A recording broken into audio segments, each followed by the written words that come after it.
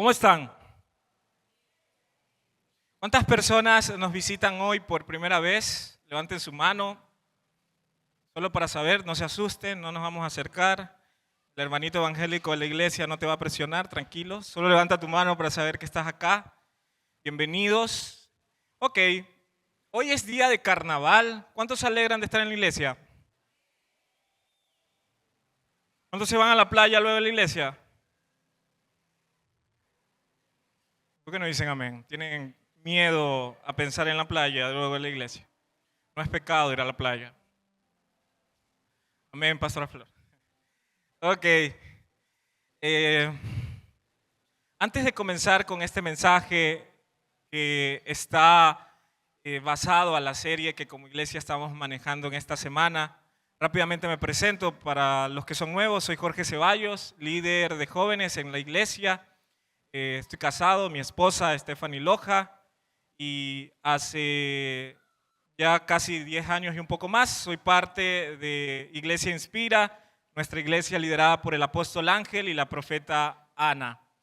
Quisiera decirles un anuncio importante que compartía en la vigilia con los chicos de la REC, y es importante recordar esto constantemente, primero porque me da mucha alegría que esto se pueda anunciar, y segundo porque lo que se comunica constantemente genera una acción en nosotros para juntos trabajar en equipo como iglesia. Y es que nuestra iglesia, gracias a... ¿Cuántos vinieron al servicio de primicias? Los 3 servicios estuvieron acá, ok. Gracias a todo lo que sucedió en primicias, pero sobre todo a la fe que ustedes han tenido en los principios de diezmar, ofrendar y dar primicia, como enseña la palabra, nuestra iglesia juntos, desde los más antiguos hasta los más nuevos, logramos poder cancelar una deuda pendiente a los dueños de este auditorio aquí en Avenida de las Américas. Y sé que esto es causa de alegría para muchos de ustedes. Amén.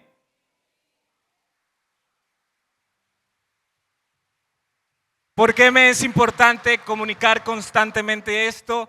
Porque somos una iglesia que se sostiene gracias a la generosidad de aquellos que creen en este principio de diezmar y ofrendar. Sin embargo, cada mes nuestra iglesia renueva sus cuentas y cada mes hay que pagar un valor de alquiler por este auditorio donde muchas familias son bendecidas. Vale la pena hacer iglesia en Guayaquil, y esta no es cualquier iglesia, esta es una iglesia con enfoque en el mover del Espíritu Santo. Usted puede ir a mucha iglesia en Guayaquil y son respetables. Yo he visitado algunas en cierta ocasión y tienen lo suyo. Muchas tienen fuerte en palabra, otras son muy fuertes en creatividad y son iglesias genuinas de Dios.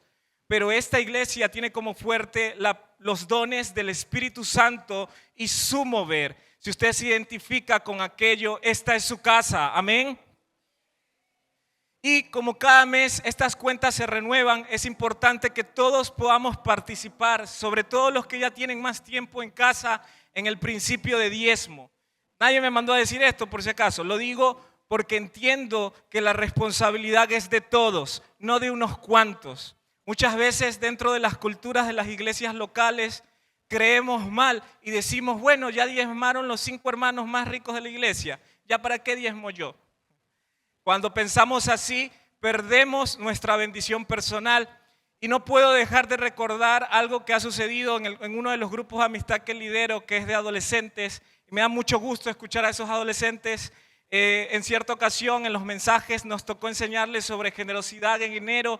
Y uno de los adolescentes, que es Anthony Avilés, que está por ahí, siempre que voy al grupo, ya va de seguido, cuando lo voy a ver a la casa para llevarlo al grupo, él me dice solito, Jorge, ya separé mi diezmo, incluso voy a dar más de lo que es mi diezmo de este mes, y lo hace con total decisión, intencionalidad, y porque entendió ese principio. Si un adolescente tiene esa disposición de creer a este principio divino, ¿cuánto más los que tienen un ingreso mayor a un adolescente de 12, 13 años? Amén. Y reflexionaba en otra cosa, rapidísimo, es corte comercial, pero es necesario.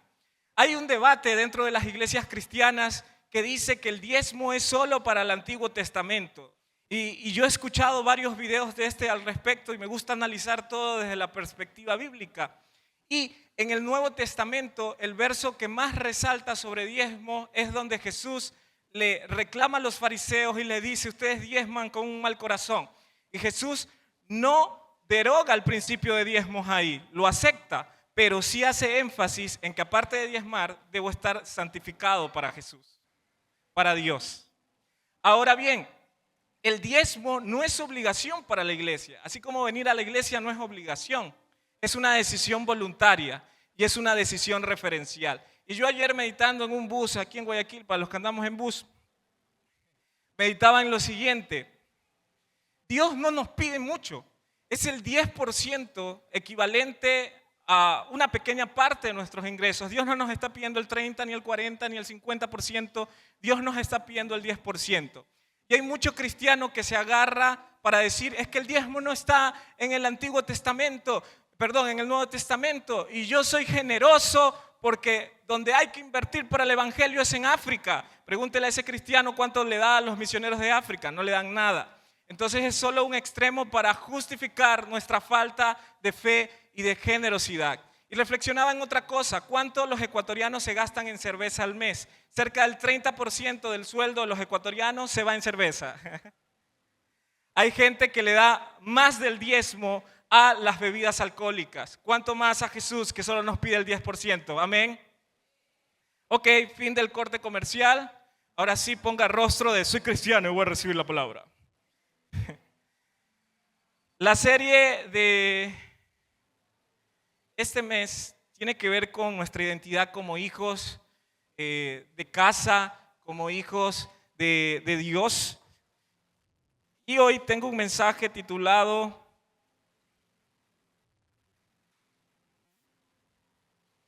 Coherederos con Cristo, coherederos con la visión. ¿Cómo se llama el mensaje?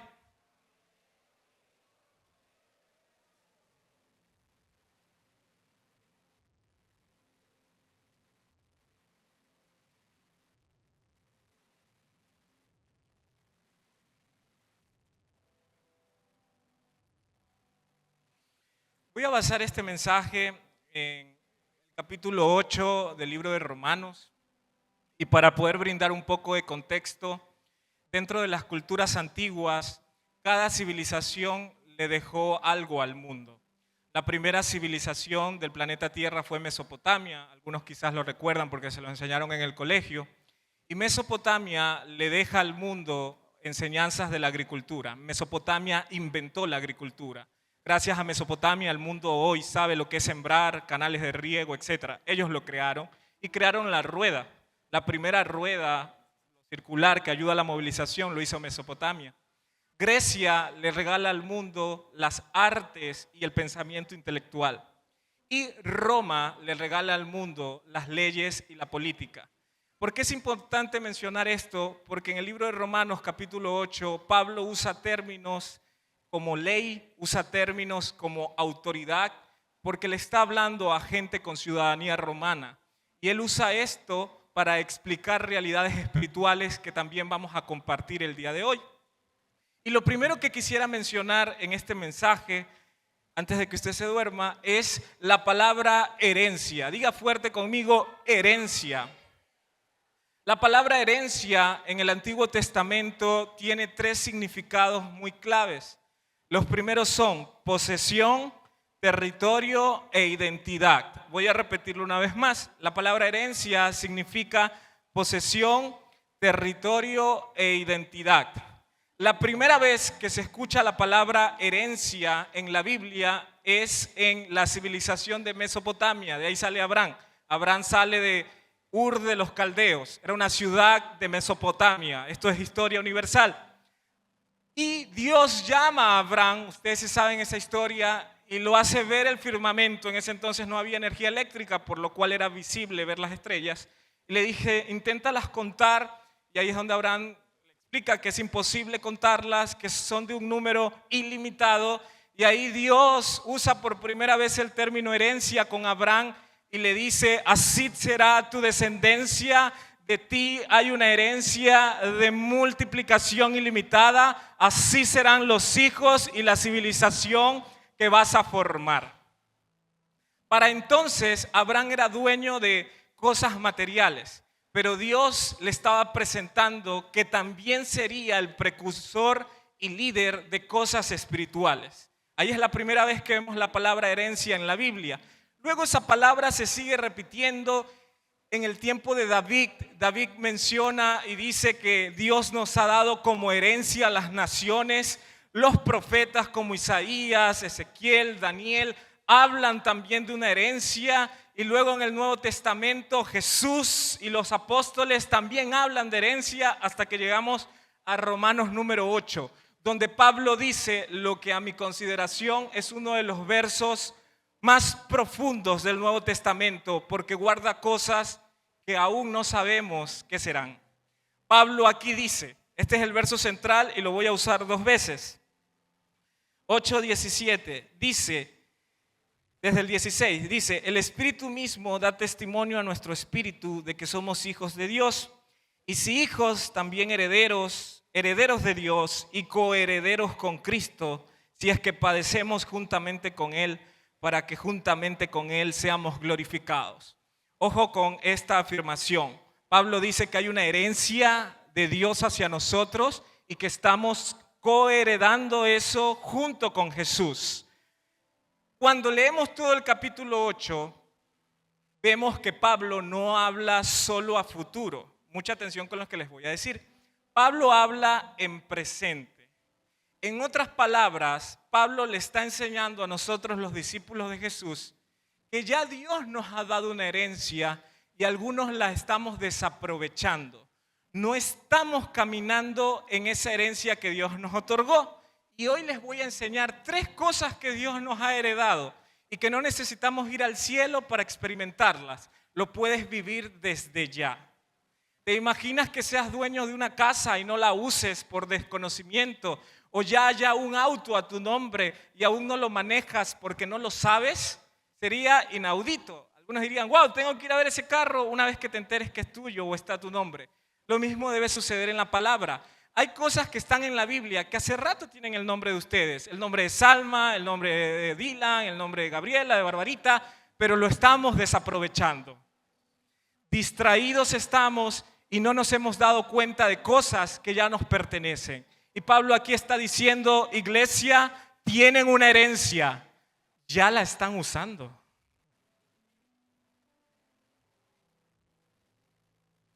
Y vamos con la primera cosa que Dios nos ha heredado. Voy a leer algunos versículos, así que escúchenme. Capítulo 8 de Romanos dice así: ahora pues ninguna condenación hay para los que están en Cristo Jesús, los que no andan conforme a la carne, sino conforme al Espíritu. Porque la ley del Espíritu de vida en Cristo Jesús me ha librado de la ley del pecado y de la muerte, porque era lo que era imposible para la ley, por cuanto era débil por la carne, Dios enviando a su Hijo en semejanza de carne de pecado y a causa del pecado, condenó al pecado en la carne, para que la justicia de la ley se cumpliese en nosotros, que no andamos conforme a la carne, sino conforme al Espíritu.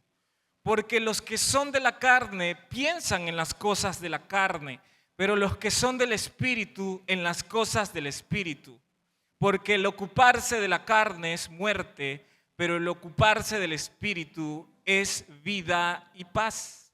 Por cuanto los designios de la carne son enemistad contra Dios, porque no se sujetan a la ley de Dios, ni tampoco pueden. Y los que viven según la carne no pueden agradar a Dios. Mas vosotros no vivís según la carne, sino según el Espíritu, si es que el Espíritu de Dios mora en ustedes. Y si alguno no tiene el Espíritu de Cristo, no es de él. Pero si Cristo está en ustedes, el cuerpo en verdad está muerto a causa del pecado, mas el Espíritu vive a causa de la justicia. Y leo el último pasaje, esta primera parte. Y si el espíritu de aquel, ojo con este verso, y si el espíritu de aquel que levantó de los muertos a Jesús mora en nosotros, Él vivificará también nuestros cuerpos mortales por su espíritu que mora en nosotros. El mismo poder de Dios que saca a Jesús de la tumba y de la muerte, la Biblia afirma que se nos ha sido entregado para vencer el pecado. Nuestra primera herencia como hijos de Dios, que la estamos desaprovechando, es la vivificación. Les explico este término. Vivificar significa darle fuerza al débil, darle poder al débil, darle valor al que no lo tiene. ¿Qué significa recibir esta herencia o ser herederos de vivificación? Hay 3 características y yo quiero que usted vaya analizando si está viviendo conforme a esto o si necesitamos vivir conforme a esto. La primera característica es libertad del pecado y de la muerte. La Biblia dice de la ley, del pecado y de la muerte. Como les decía, este capítulo de la Biblia fue escrito para Roma. En Roma entendían muy bien el término de la ley. Para los romanos, ley significaba autoridad, alguien mayor a ti. Y Pablo aquí está haciendo una comparación y dice, cuando tú no eras cristiano, la ley del pecado estaba por encima de ti. O sea, el pecado te ganaba. Había autoridad del pecado y de la muerte sobre ti. ¿Cuántos se identifican con eso? ¿Cómo es una persona que el pecado está sobre él? Intenta cambiar y no puede. Intenta hacer las cosas bien y no puede. Intenta agradar a Dios y la tentación le gana cada rato. Eso es cuando la ley del pecado está sobre nosotros. Pero Pablo también menciona y dice que cuando aceptamos a Jesús, se giran las cosas y ahora la ley del Espíritu que vive en nosotros está por encima del pecado. En otras palabras, Iglesia Inspira, hay tal cosa en nosotros como autoridad para vencer al pecado. Y yo sé que esto nos lleva a otra pregunta. ¿Por qué entonces los cristianos pecamos? ¿O por qué caemos en pecado? ¿Se han hecho esa pregunta? Ahora, cuando Pablo dice que los hijos de Dios hemos heredado vivificación o poder encima del pecado, Pablo no está diciendo que seremos perfectos, pero que sí debemos ser sabios, entendidos y empezar a renunciar a las cosas del pasado. Ahora bien, Pablo no solo suelta una promesa y ya, él explica quién puede agarrar esa herencia. En términos materiales, si tú no firmas un documento, no te dan la herencia. Si tú no participas en ciertas reuniones, no te dan la herencia. Ahora yo les pregunto, ¿quién tiene hambre hoy de en serio vencer el pecado? Es una pregunta muy desafiante, porque si estás sentado en tu silla y tú todavía tienes ganas de seguir pecando, no nos engañemos, Dios puede redimirte, pero Dios no viola tu decisión. Él no viola el libre albedrío de la gente. Pregunto una vez más, ¿quién realmente quiere vencer el pecado? ¿Quién realmente quiere dejar de pecar? Esta promesa derrumba un mito de los cristianos evangélicos que es peligroso y se ha introducido en nuestras iglesias. Es normal que se peque en la iglesia. Cristo perdona. Vivo en la gracia, Cristo perdona.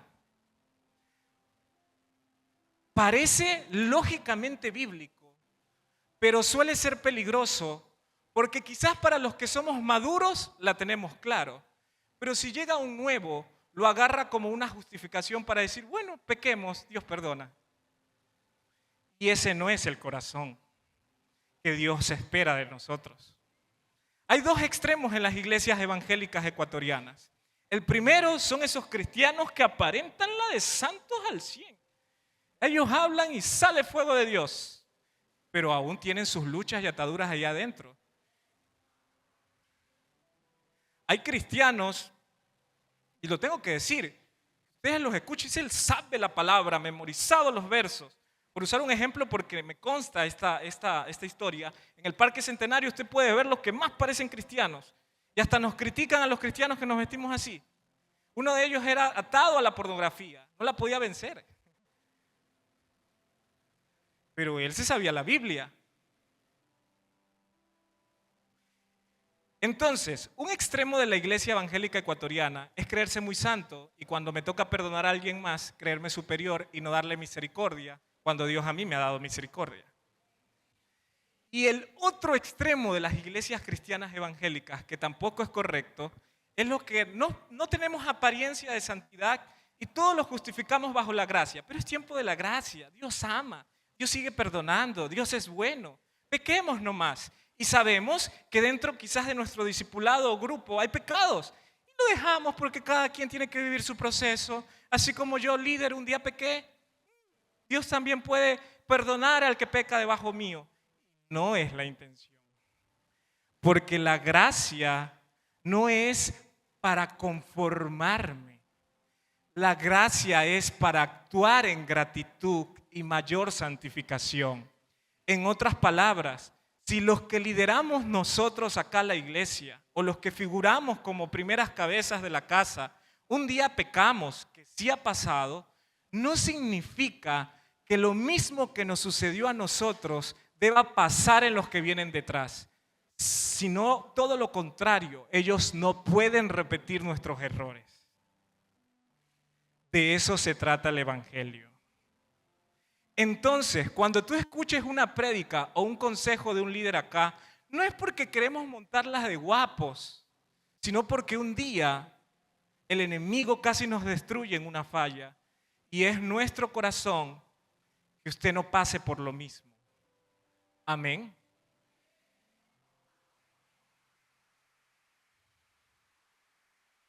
El diablo es muy sucio. No sé por qué se me viene este ejemplo.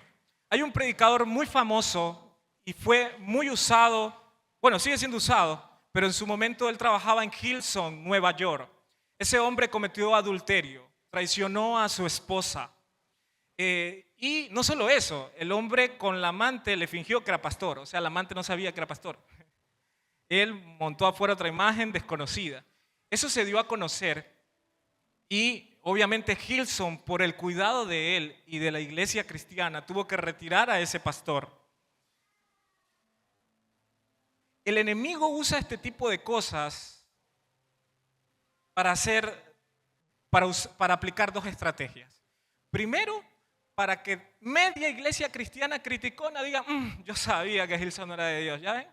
¿Ya ven? Por eso no hay que vestirse con pantalón roto, sino que hay que predicar con corbata. Es la primera estrategia del enemigo, darle la razón a los religiosos. Y la segunda estrategia del enemigo es confundir a los nuevos creyentes. Y no solo confundir, hacer que el carnudo medio que estaba por ahí en la iglesia diga, si el pastorcito pecó, ¿por qué yo no? Así es el diablo, así de sucio es el diablo. Si él cayó, ¿por qué yo no? Sí, casi me caigo, Tyler. Jehová tuvo misericordia. ¿Cuál es la actualidad de ese hombre? Dios lo restauró. Dios lo restauró. Actualmente, Carl Lenz es un precursor de plenarias de restauración matrimonial para la iglesia cristiana.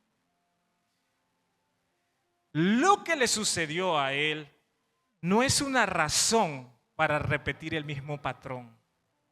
Porque no se escapa alguno que dice, yo sabía que este pecado era para redimirle al mismo a alguien. No, ese pecado que tú tienes para arrepentirte.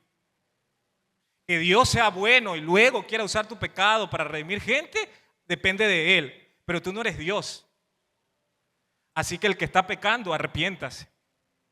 El punto es que lo que el enemigo intentó dañar, Dios ahora lo usa. Y demostró este verso, la ley del Espíritu está por encima del pecado. Y otra vez surge la pregunta, ¿por qué pecó entonces el pastor si la ley del Espíritu está encima del pecado? Por tres cosas que dice Pablo. Mucha atención porque estos versos esconden secretos. Dice así el verso 4, para que la justicia de la ley se cumpliese en nosotros, que no andamos conforme a la carne, sino conforme al Espíritu. Primer término que Pablo usa, andar. Mucha atención. ¿Cómo podemos vivir ese poder que tú dices, Jorge? Porque yo quiero estar encima del pecado, aleluya, amén. ¿Cómo podemos vivir esa ley en nosotros? La primera clave que dice Pablo es anden, el verso 4, anden conforme al Espíritu. Si tú eres cristiano, el término andar significa caminar, estar de acuerdo, tolerar, participar, ser parte de. Aquí Pablo dice que si tú eres cristiano y andas conforme a la carne, esta ley no aplica en ti. Entonces, no es que Dios no tiene poder, tú andas en lugares que no deberías. ¿Me estoy explicando el balance? Aquí Pablo dice que esta ley de vivificación solo la vivirán aquellos que andan conforme al Espíritu. En otras palabras, que si tú estás frecuentando con personas que te llevan a pecar, tú andas en la carne, así seas evangélico. Y si tú realmente quieres dejar de pecar, es trascendental cortar con personas. Deja de hablar con ellos.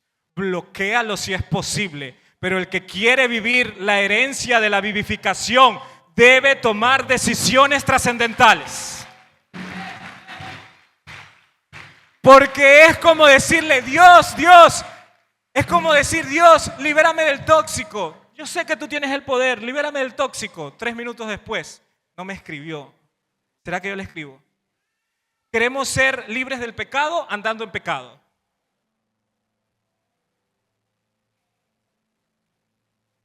Es como decir, Dios, libérame del colesterol. Hamburguesa. Me explico. Dios tiene poder, pero necesita una acción nuestra para activar ese poder. Y el diablo es sucio en esta parte, porque te lanza pensamientos, ¿sí ves? Es que esto de ser cristiano no es para ti. El pecado es más fuerte, es que a ti te puede el pecado. Palo nace torcido, no hay que a nadie endereza. Pero el que toma decisiones, Dios le da poder sobre el pecado. En otras palabras, sí es posible cambiar, sí es posible dejar de pecar, es lo que está diciendo Pablo. Siguiente clave, porque los que son de la carne piensan en las cosas de la carne, pero los que son del Espíritu en las cosas del Espíritu. El pensamiento. ¿Quieres vivir la herencia de la vivificación como hijo de Dios, como hijo de esta casa? Piensa en las cosas del Espíritu.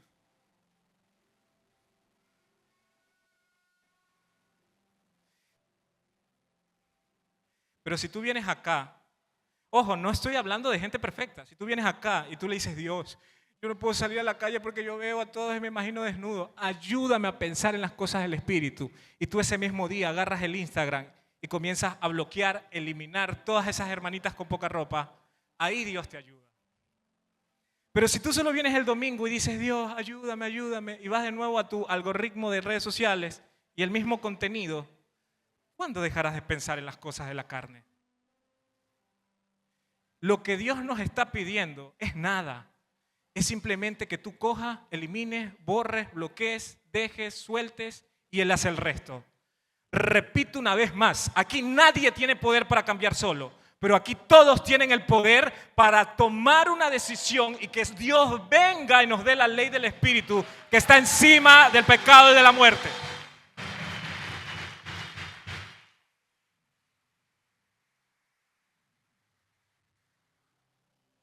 Y verso 6, porque el ocuparse de la carne es muerte, pero el ocuparse del Espíritu es vida y paz. La palabra ocuparse tiene que ver con visualizarse en el futuro.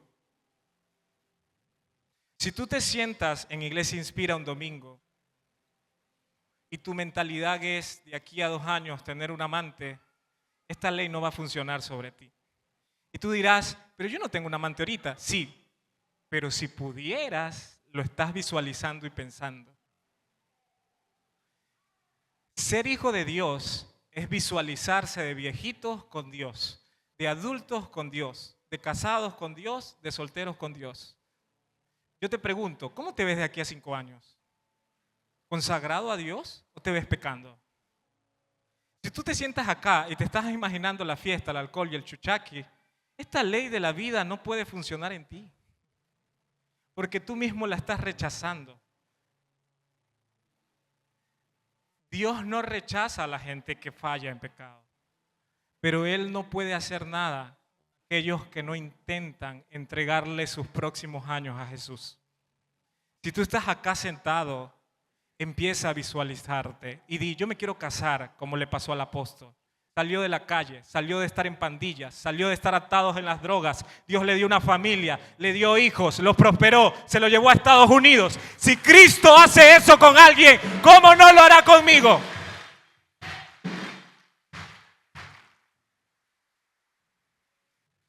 No sé por qué, pero algunos de ustedes quizás tienen una familia en banda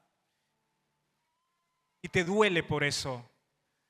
Y se me viene a la mente Pablo. Dios restauró a un asesino de cristianos y lo convirtió en un gran predicador. Si Dios pudo hacerlo con Pablo, la misma herencia viene sobre tu familia en el nombre de Jesús.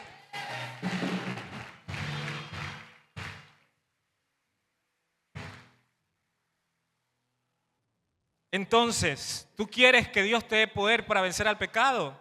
Anda conforme al Espíritu, piensa en las cosas del Espíritu y visualiza tu futuro en el Espíritu. Si tú no le presentas estas tres cosas que son facilitas, no necesitas ni saber Biblia para hacer esto, Dios no te puede ayudar. Pero si tú hoy lo haces, Dios te va a ayudar. El enemigo te mintió y te dijo que era imposible dejar un pecado. En Dios es posible. El enemigo a algunos hombres aquí le dijo, es imposible que dejes de ser mujeriego. Dios puede hacer algo en ti si realmente lo quieres.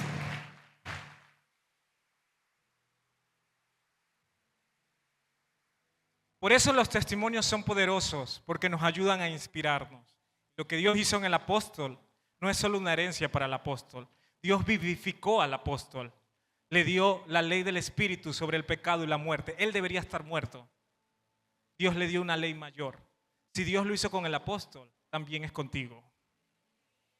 Eso es entender la herencia de hijos. Amén.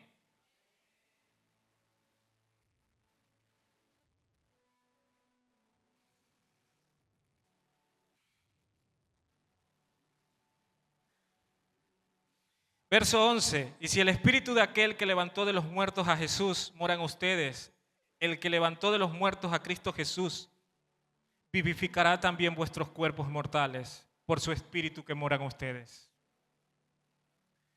Actualmente el Espíritu Santo está en la tierra. En la época de Jesús, bíblicamente hablando, el Espíritu Santo no estaba aquí. Todo funcionaba por la ley escrita. Y Jesús viene a la tierra con un gran riesgo. Es el riesgo más grande que Dios pudo haber cometido. Predicó en cierta ocasión Cash Luna. Jesús pudo haber pecado. Había muy alta probabilidad de que Jesús caiga en pecado, porque Dios lo puso en una carne como la nuestra. Y la misma Biblia dice que Jesús fue tentado en todo. Todo. ¿Qué significa todo? Jesús, el que adoramos, se sintió tentado a la homosexualidad, a no perdonar, a pecar. Sí que para alguien esto puede sonar una herejía muy fuerte. Me explico bien. Jesús no pecó, jamás lo hizo, pero sí visitaron tentaciones. ¿Qué hizo Jesús al respecto?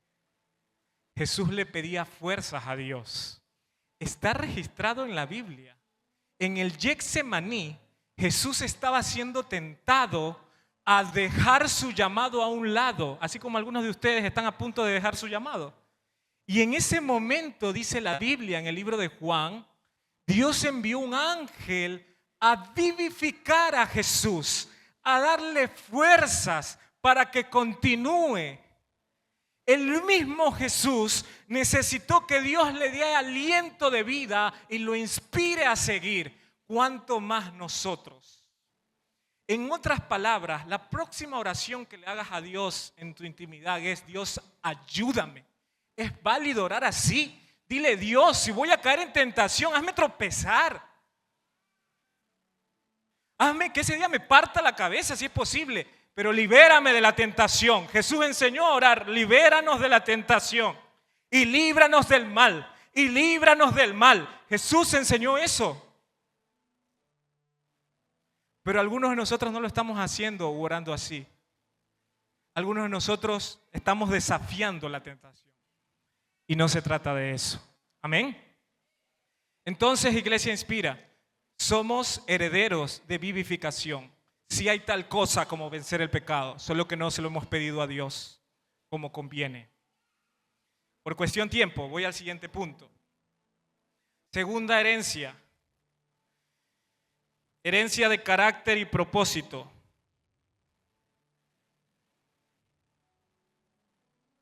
Verso 15. ¿No habéis recibido el espíritu de esclavitud para estar otra vez en temor, sino que habéis recibido el espíritu de adopción, por el cual clamamos, Abba, Padre?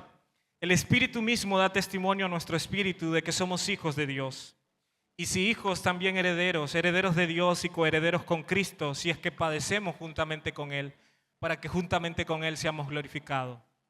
Pues tengo por cierto que las aflicciones del tiempo presente, mucho ojo con estos versos, no se comparan con la gloria venidera que en nosotros ha de manifestarse. Porque el ardiente deseo de la creación es el aguardar la manifestación gloriosa de los hijos de Dios. Porque la creación fue sujeta a vanidad, no por su propia voluntad, sino por causa del que la sujetó en esperanza. Porque también la creación misma será libertada de la esclavitud de corrupción a la libertad gloriosa de los hijos de Dios. Porque sabemos que toda la creación gime a una y a una está con dolores de parto hasta ahora. Y no solo ella, sino que también nosotros mismos, que tenemos las primicias del Espíritu. Nosotros también gemimos dentro de nosotros mismos, esperando la adopción, la redención de nuestro cuerpo. Verso 24 y 25. Porque en esperanza fuimos salvos, pero la esperanza que se ve no es esperanza. Porque lo que alguno ve, ¿para qué esperarlo? Pero si esperamos lo que no vemos, con paciencia lo guardamos.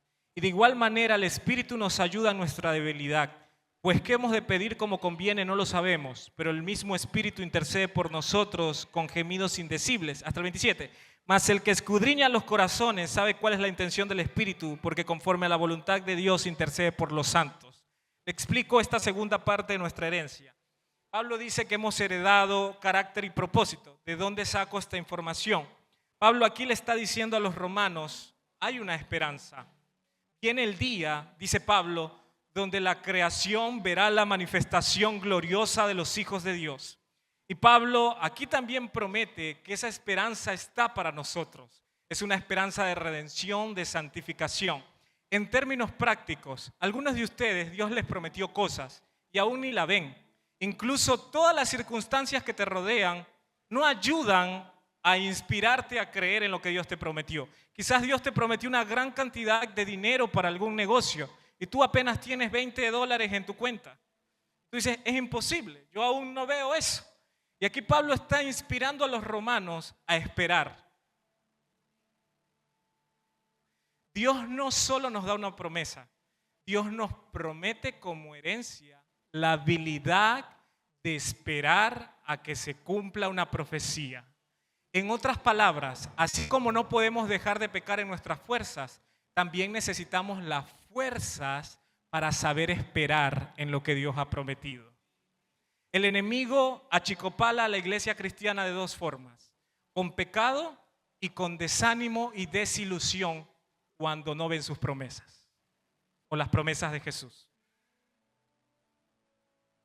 El cristiano que se mueve por lo que ve y cuando Dios no le responde cosas, se aleja, le falta carácter y debe pedirlo. Pero el cristiano que aún no ve lo que Dios le ha prometido y a pesar de eso sigue declarando bien, sigue actuando bien, sigue firme en lo que Dios le puso, ese tiene carácter, Dios se lo dio. No existe tal cosa como cristianos llamados a la madurez aquí y otros llamados a la inmadurez. No, eso es mentira. Todos aquí, si se lo pedimos a Jesús, podremos tener la habilidad de aguardar la promesa. Y hay un verso aquí que a mí me genera una intriga santa, y es que la creación anhela fervientemente la manifestación gloriosa de los hijos de Dios. ¿Qué es eso? ¿Qué se viene? ¿Qué va a ver la creación?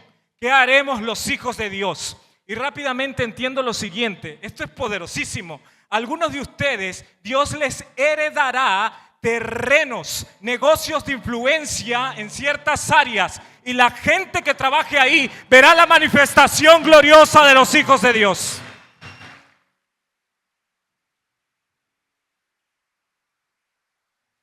Dios honra a sus hijos. El caso de Guatemala. Nadie conocía Casa de Dios ni al pastor Cash hasta que Dios provee para hacer el que se diría uno de los edificios más modernos de ese país. Cuando eso sucedió, Guatemala empezó a ver la manifestación gloriosa de los hijos de Dios. Esa manifestación acarrea influencia, dominio, territorios, conexiones divinas. Algunos de ustedes dejaron de soñar. Algunos de ustedes anhelaban con ser el mejor en su profesión. Pasaron los meses, no vieron más respuesta, abandonaste ese sueño. Vuelve a soñar. Debes ser el mejor en tu área. Debes ser el mejor en tu área. Debes ser el mejor en tu área. Otra cosa que me es importante aclarar para quitar mitos de los que somos hijos de casa. No existe tal cosa como iglesias llamadas a crecer y prosperar y otras no.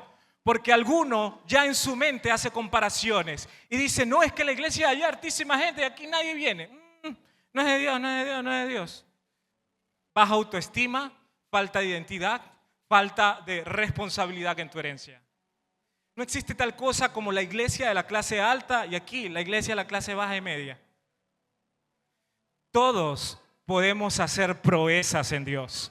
Todos nos podemos sentar con gente influyente. Yo en estos últimos años he estado conversando con gente muy poderosa en cosas cristianas. Jamás lo imaginé, pero recuerdo que lo prometían. Dios hará proeza en ti. Dios hará proeza en ti. Marzo, un mes de proezas. La manifestación gloriosa de los hijos de Dios en Iglesia Inspira en el nombre de Jesús. Vienen los días de reconocimiento de esta casa, de dominio en esta casa, de influencia profesional en esta casa, donde Dios usará al fiel, al que ha estado y no ha desmayado, no ha criticado, no ha levantado su boca en contra de la visión. Bendigo las bocas de esta casa que siguen creyendo en el mover del Espíritu Santo.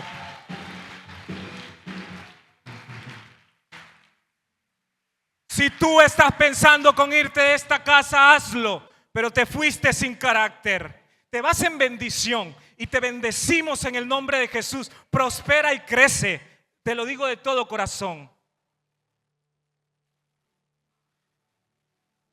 Pero no es la manera. A menos que Dios te hable. Y cuando Dios te habla, lo confirma con una autoridad. No existe tal cosa como yo soy dueño de mi propia revelación divina. Si tu revelación divina contradice a una autoridad, a ti no te habló Dios. Con todo respeto te lo digo.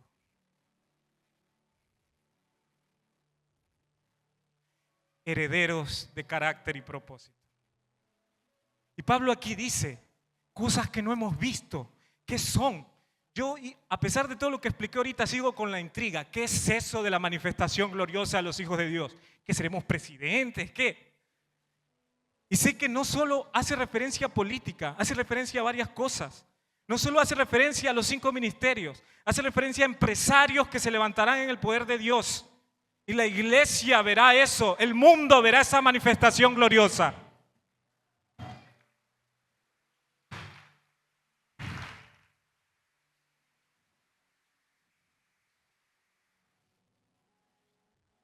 Última herencia, para que se vaya a Villamil, se le vaya la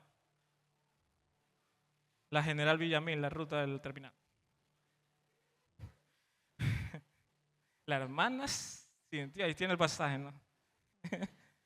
Ok, dice así, verso 28. Y sabemos que a los que aman a Dios, todas las cosas les ayudan a bien. Este verso lo usa media iglesia. Ay, Jesús me ama. Y ahí viene la condición. Esto es a los que conforme a su propósito son llamados. O sea, al que está sirviendo. Porque si Dios a ti te llamó a servir y tú no lo haces, todas las cosas no te ayudan a bien. Porque a los que antes conoció, también los predestinó, para que fuesen hechos conforme a la imagen de su Hijo, para que Él sea el primogénito entre muchos hermanos. Y a los que predestinó, a estos también llamó, y a los que llamó, a estos también justificó, y a los que justificó, a estos también glorificó. ¿Qué pues diremos a esto? Dice Pablo, si Dios es por nosotros, ¿quién contra nosotros? El que no escatimó ni a su propio Hijo, sino que lo entregó a todos nosotros, ¿cómo no nos dará también Él todas las cosas? ¿Quién acusará a los escogidos de Dios? Dios es el que justifica. ¿Quién nos condenará? Cristo es el que murió, más aún el que también resucitó, el que además está a la diestra de Dios y el que intercede por nosotros. ¿Quién nos separará del amor de Dios? ¿Tribulación o angustia? ¿Persecución o hambre? ¿O desnudez o peligro o espada? Como está escrito, por causa de ti, Cristo, somos muertos todo el tiempo. Somos contados como ovejas al matadero. Antes en todas estas cosas somos más que vencedores por medio de aquel que nos amó. Por lo cual estoy seguro de que ni la muerte, ni la vida, ni ángeles, ni principados, ni potestades, ni lo presente, ni lo porvenir, ni lo alto, ni lo profundo, ni ninguna otra cosa creada nos podrá separar del amor de Dios que es en Cristo Jesús, Señor nuestro. Este verso es el verso de la madurez de los hijos de Dios. Pablo no está diciendo un poema lindo y nada más. Esto fue escrito por un hombre que lo metían preso y lo querían matar. Un hombre al que le picó una serpiente venenosa. Un hombre al que le naufraga el barco en el mar Mediterráneo. A pesar de que todo le venía en contra, él dijo: nada me separa de Jesús. Eso es un amor maduro. La última herencia que Dios nos ha dado, en la cual necesitamos crecer cada día, es la herencia de su amor. ¿Cómo sabemos que un cristiano de Iglesia Inspira camina en el amor de Jesús? Por 3 características. Ya esta es la parte final. Un cristiano que camina en su herencia de amor es vencedor de la acusación. ¿Qué es la acusación? Son esos pensamientos que el enemigo lanza para intentar desviar tu atención, y lo lanza hasta que te los creas. Pensamientos similares a: tú igual vas a caer, igual tú eres débil, igual te vas a apartar, igual te gusta el pecado. Son pensamientos, y no solo vienen del enemigo, lamentablemente han salido también de quienes somos líderes de iglesias cristianas. Acusación. El hermano aún ni peca y ya lo estamos viendo como pecador. Así trabaja el diablo cuando acusa. Un cristiano que camina en el amor de Dios, aunque el enemigo lo amenaza con que mañana cae en 3 pecados, él no le cree. Y dice: a mí el diablo me puede profetizar misa. Dios es el que justifica. Y Él no me dejará caer en esa acusación. Mucha atención con el patrón bíblico. El único que anticipó un pecado en la Biblia, aparte del diablo que siempre anda mintiendo y acusando, fue Jesús, cuando le dijo a Pedro: me vas a negar 3 veces. Jesús no lo dijo para maldecir a Pedro. Lo dijo para que él sepa que Dios tenía el control de la situación futura, presente, del pasado y de todos los multiversos. En otras palabras, no seamos como esos cristianos evangélicos que se agarran de Pedro. Es que si Pedro negó 3 veces, ¿cuánto más yo? Así que 3 pecados me debo pegar para ser como Pedro. ¿Qué cristiano soy? Mentira del diablo. ¿Sabía que Pedro casi se suicida? Pedro salió. Cuidado tú por creerte Pedro. No sales. Es que hay que derribar eso. Media iglesia cristiana agarra los pecados de David. Ay, es que yo soy como David. me levanto en el balcón y veo a las mujeres desnudas.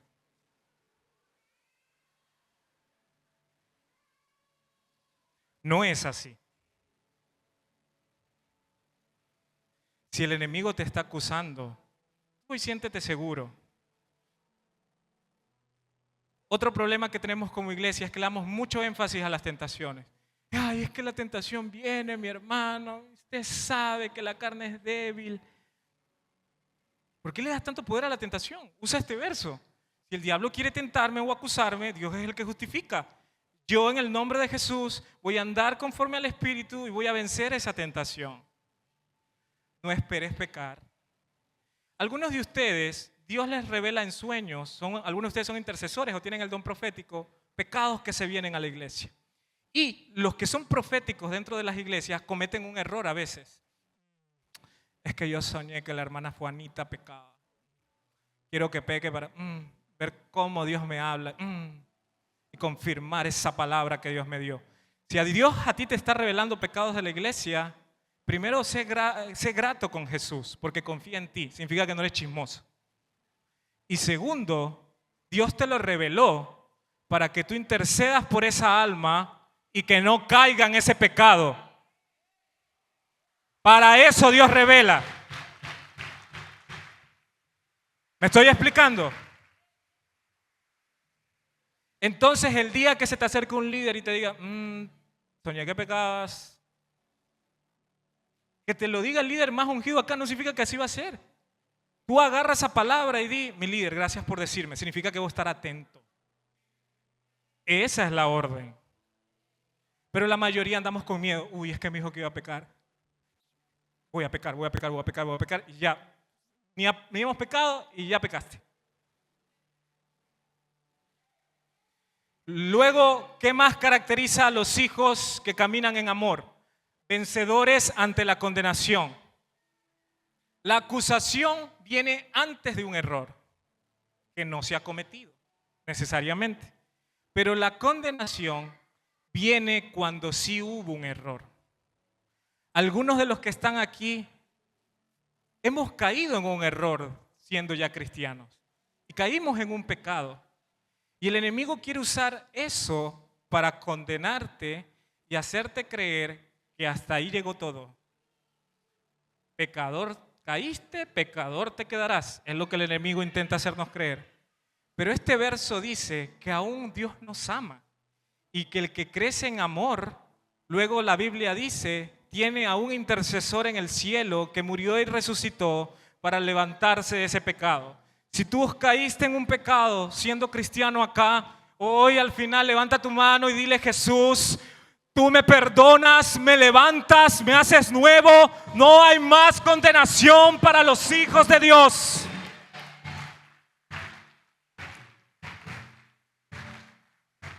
Y la última característica de los herederos de su amor, vencedores ante la separación. Esto sí es un tema muy fuerte y creo que los que lo han padecido constantemente lo pueden hablar con mayor autoridad.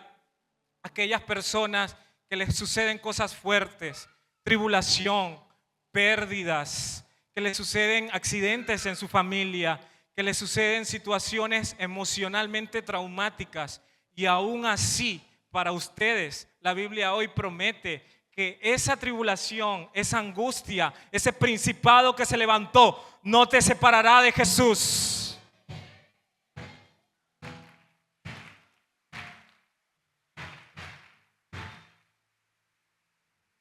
Iglesia, cierro leyendo el verso central una vez más. Aquí está la conclusión. Romanos 8, 17. Y si hijos también herederos, coherederos de Dios y herederos de Dios y coherederos con Cristo. Aquí hay un término clave que es el título de este mensaje. A la mayoría nos es fácil creer que somos herederos de Dios, que Dios tiene algo para nosotros porque nuestro papá y nos ama. Todos estamos de acuerdo ahí. Pero aquí hay un término que hay que prestarle atención. Dice que somos coherederos con Cristo. El mismo nivel. Mucho ojo acá. Ciertas sectas se agarraron de esto para decir que nosotros somos igual a Dios. Eso sí es un error y una herejía. Jamás seremos Dios. Solo Jesucristo, el Espíritu Santo y el Padre son Dios. Pero Dios nos pone al mismo nivel de su Hijo Jesús.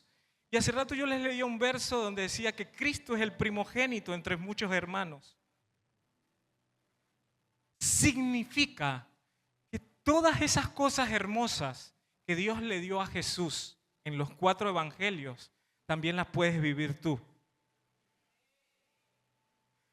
Excepto la cruz, porque ya Dios no necesita sacrificar a nadie aquí en una cruz. Dios lo hizo todo, pero sí una cruz personal, que es el renunciar día a día a un pecado.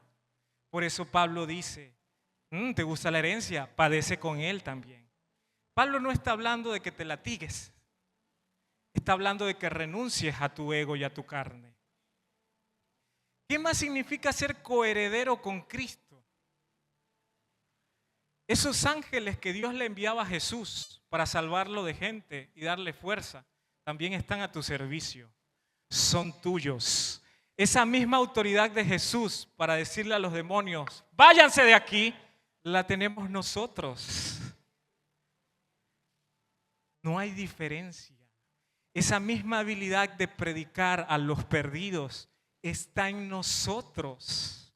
Ese mismo Dios que le dio una moneda en un pez a Jesús está en nosotros. Iglesia, este año creamos la Biblia con el corazón firme. Y tú dile a Dios, porque de eso se trata la intercesión. Hemos reducido la intercesión a solo atar y desatar, y está bien. Pero la intercesión de Abraham, que es la primera que ocurre, nace con argumentos bíblicos. Dios, si le diste a Jesús una moneda en un pez, ¿cuánto más no me vas a dar a mí? Pide por esa provisión, cree, así como a Jesús le pasaba a nosotros también. Por eso la Biblia dice que estamos sentados en lugares celestiales. Son versos profundos. Y ganar esa confianza requiere nuestra disposición. Ir por lugares y sentir que Dios te está respaldando. Y este mensaje también dice que somos coherederos con la visión. Los padres de esta visión son el apóstol y la profeta. Lo que les dije hace rato, lo mismo que Dios ha hecho con ellos, lo puede hacer contigo. Si Dios a ellos los levantó en casa, los levantó en familia, en hijos sirviendo, los levantó en un proceso a otro país, ¿cuánto más no lo hará contigo? Según su voluntad y sus designios. Esta verdad bíblica evita que nos diferenciemos entre nosotros. Digamos, no es que haya solo para los ungidos. No. Todos somos coherederos de la gracia, el favor. Por eso Dios se llevó a Estados Unidos al apóstol y a la profeta para que agarremos nuestra posición de hijos y sintamos esta iglesia nuestra. No es que la iglesia se va a mover o va a congregarse solo cuando viene el apóstol y la profeta, también con nosotros porque somos coherederos.